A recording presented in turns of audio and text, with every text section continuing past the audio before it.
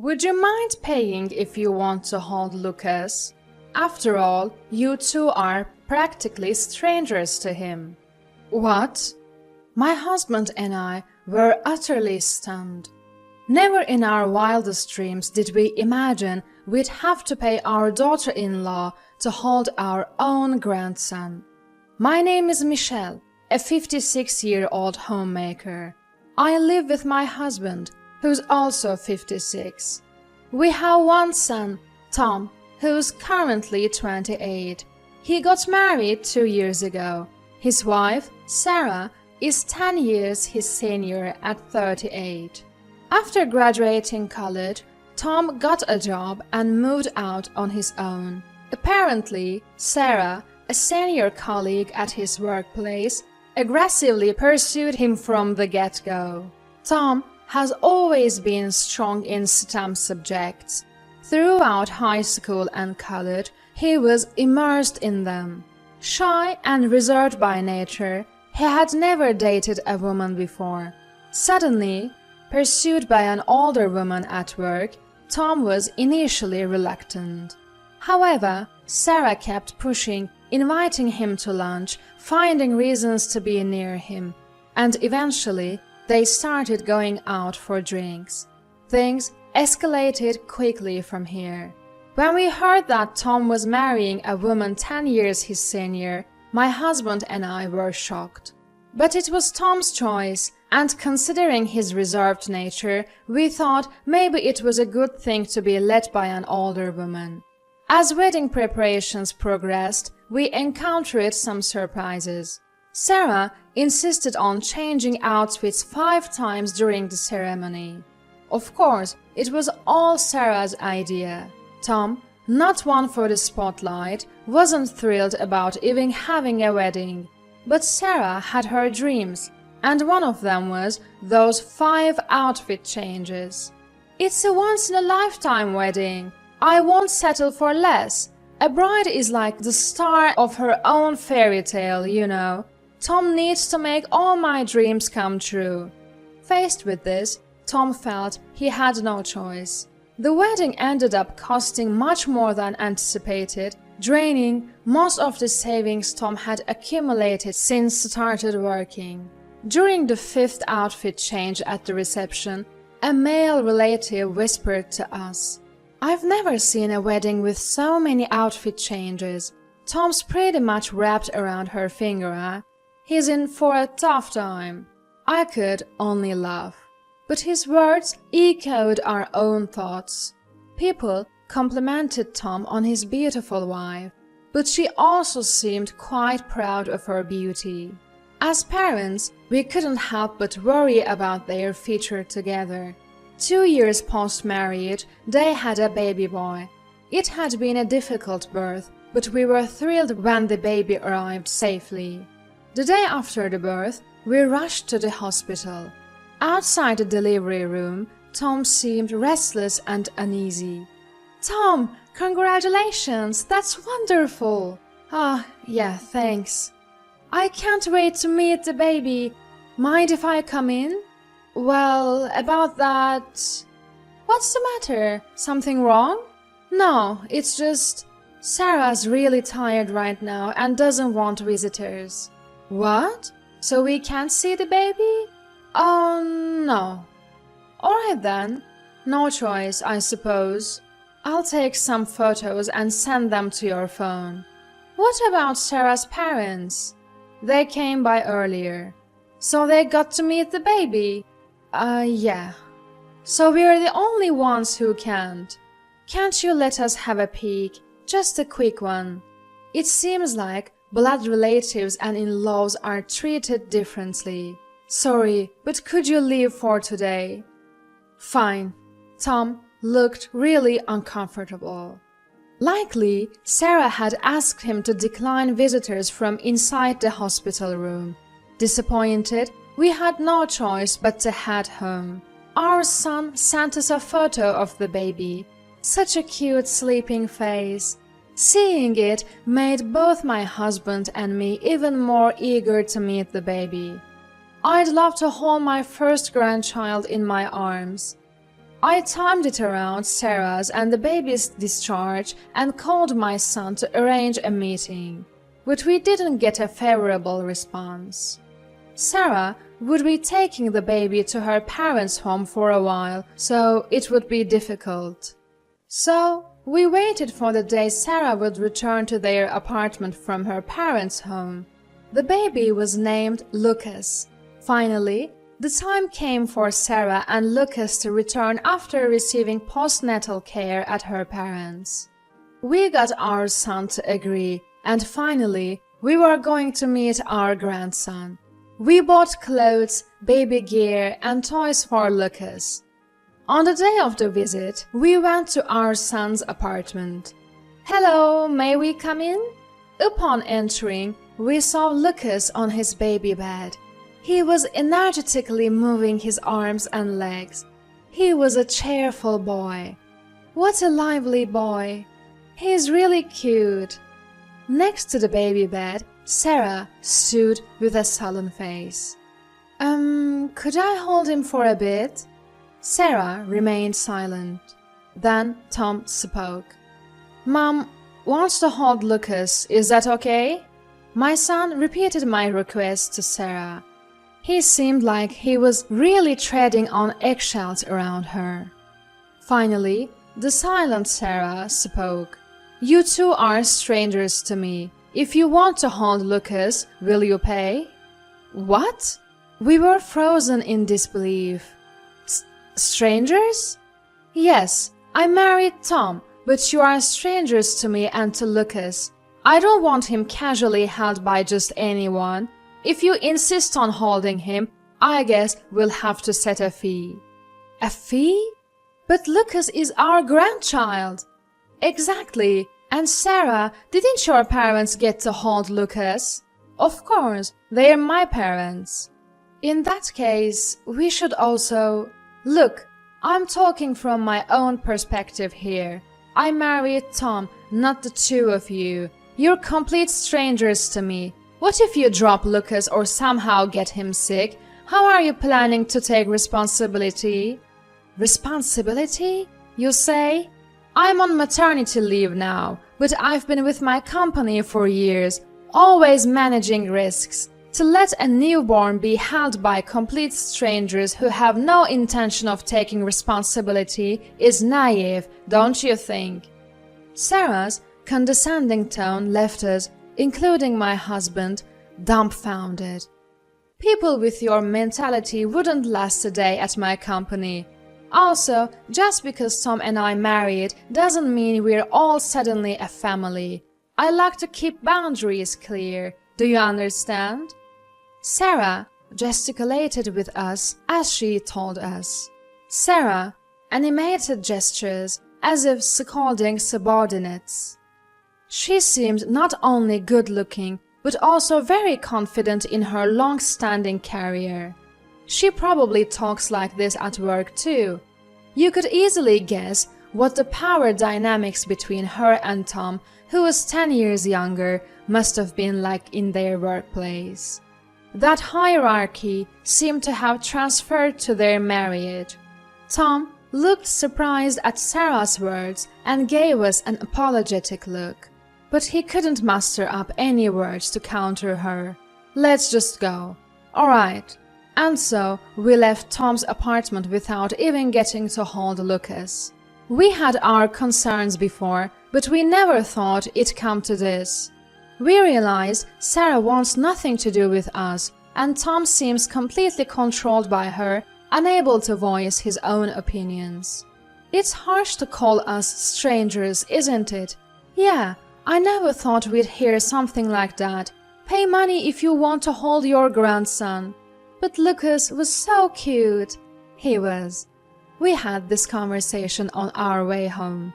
Even after we got home, we couldn't stop talking about what had happened. We concluded that there is no other choice but to let go of our hopes. Obviously, in an ideal world, we'd get to hold our grandson and have a good relationship with our son and daughter-in-law. But with everything spelled out like that, we've got to move on. True, at the end of the day, Tom chose to marry Sarah. Yes, what's important is that they're happy.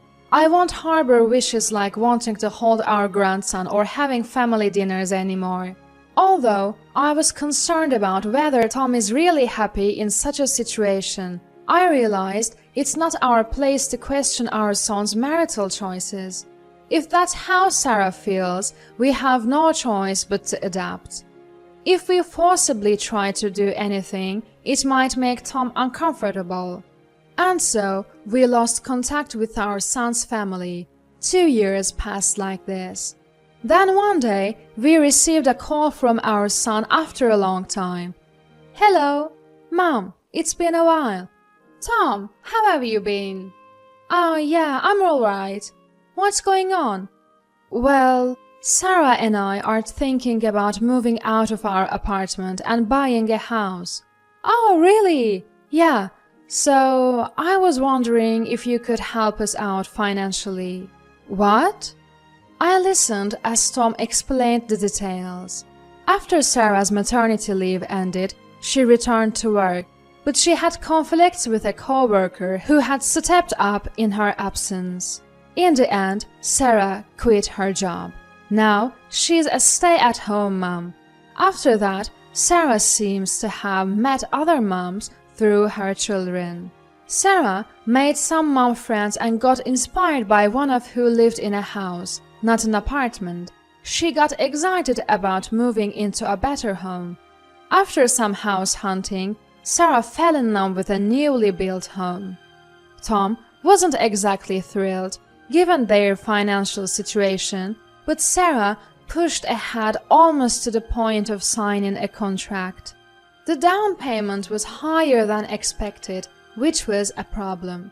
Sarah suggested asking for our help. Sarah says it's a parent's duty to help out when their child is stuck.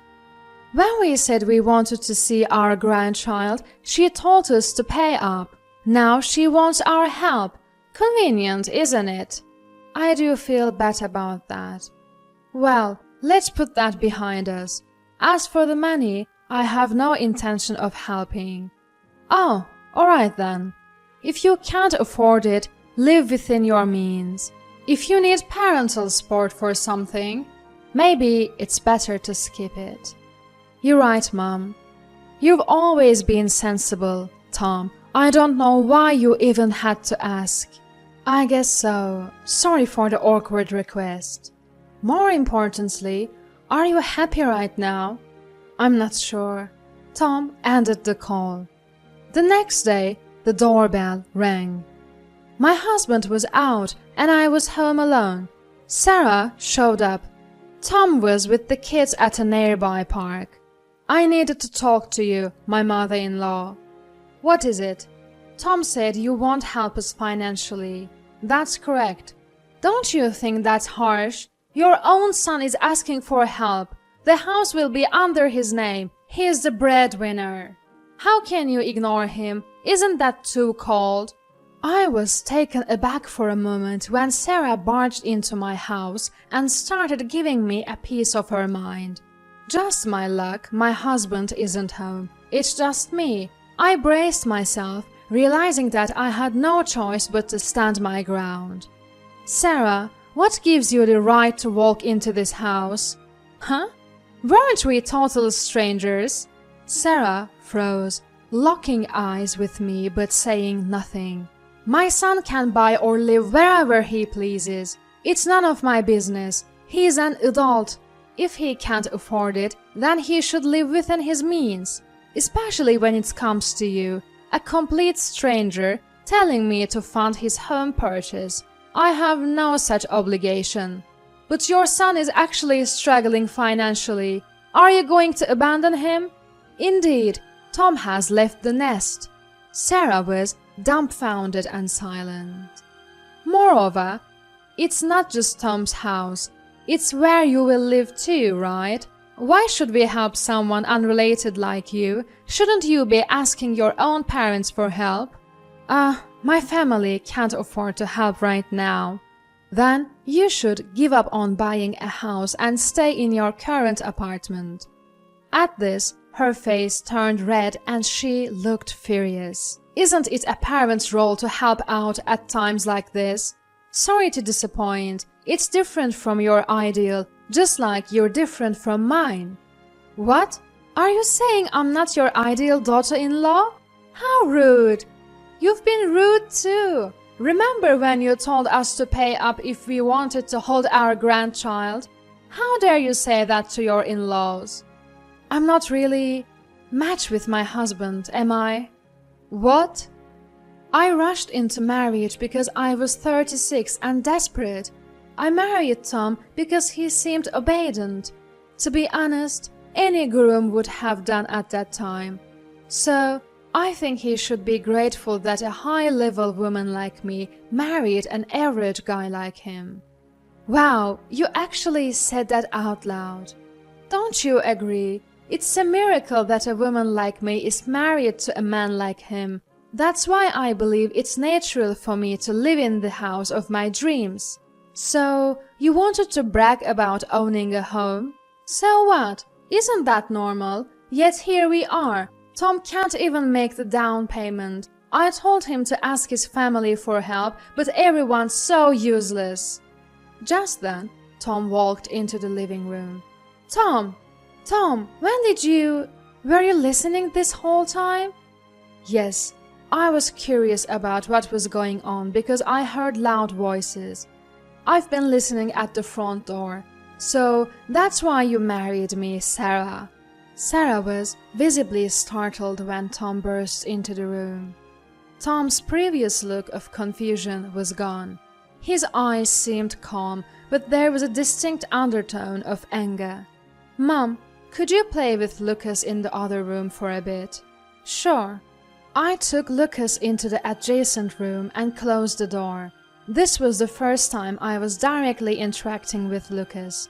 Voices from the living room started filtering through the door. I've reached my breaking point. Breaking point? Do you mean what you said earlier? Who do you think you are? What's with that tone, Tom? You think it's okay to speak to me like that? Enough. What? You should be grateful you even got to marry someone like me, a man who's never even had a girlfriend before. Grateful? Weren't you the one who said you'd marry anyone who came along? You should be the grateful one. I'd never heard Tom raise his voice like this before. Something must have severely damaged his ego, or perhaps he was letting out pent-up frustrations. You kept saying you loved me, chasing me around. At first, I was hesitant, but then thought I could build a family with you. Turns out, you just wanted to use me to say you're married. You never even loved me, bossing me around and even telling my parents they should pay if they want to see their grandson.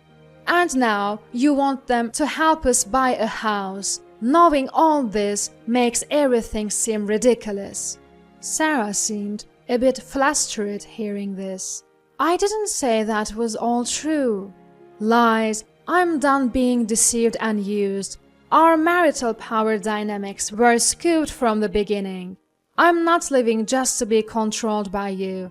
And I don't want Lucas to grow up seeing such a pathetic mom. It's over. Let's separate. What? No way. I absolutely want to live in that house. I've finally found my dream home. I can't give it up. I've always dreamed of inviting friends over for home parties. A loveless marriage in a fancy house just leads to unhappiness. If you want to show off so badly, buy a house yourself. Don't act so high and mighty. Don't command me. That's my line. Such an intense battle unfolded in our living room. I had never seen my son this fired up. Later, it turns out that Sarah had been having several affairs with her former boss. She would sneak out during the day to meet him while leaving Lucas at her parents' home. Learning this, Tom was completely dumbfounded. She was the kind of woman who had a lot of pride, but she was also had a weakness for men who complimented her looks and treated her as if she were special. That was the final straw. Tom and Sarah got officially divorced. Lucas ended up living with Tom. Instead of buying her own house, Sarah found herself being sued for alimony by Tom. She did manage to find a job after some job hunting, but couldn't get along with people, so she quit. Now she seems to be bouncing from job to job. Her looks, once her pride, now seem to have faded away. Since Tom was busy with his work, my husband and I took over caring for Lucas completely. Mom, I'm really sorry for all the trouble I've caused. I should have been more careful in choosing a life partner. That's okay. Everyone makes mistakes, but we all have to cooperate to raise Lucas well. You're right. I'm just glad to see you've become such a responsible adult, Tom. You think you're a much more reliable person now than when you just listened to whatever your wife said. If Lucas grows up seeing a father like that, he's bound to turn out to be a fine adult as well. And so, we live happily as a family of 4, my husband, my son, Lucas, and me. I take great joy in being able to help my son and grandson. Tom is still young, and I secretly hope she meets someone who truly loves and supports him, and, of course, cherishes Lucas too.